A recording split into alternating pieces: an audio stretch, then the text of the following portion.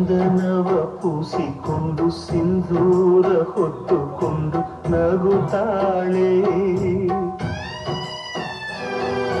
ಮಲ್ಲಿಗೆ ಪಲ್ಲಕ್ಕಿಗೆ ನಾನೇ ಒಡತಿ ಎಂದು ಮೆರಿತಾಳೆ.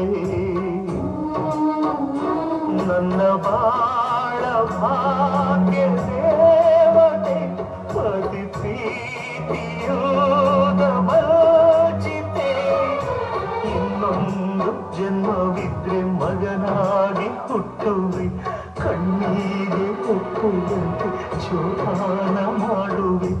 ಜನುಮದ ನಾಯಕಿಯೇ ಚೈತ್ರ ಯಾತ್ರೆಗೆ ಸುಖವಾಗಿ ನೀನು ಹೋಗಿ ಬಾರು. ಜೀವ ಜ್ಯೋತಿಯೇ ಜೀವ ಜ್ಯೋತಿ ನನ್ನ ಒಂಟಿಯಾಗಿ ಬಿಟ್ಟು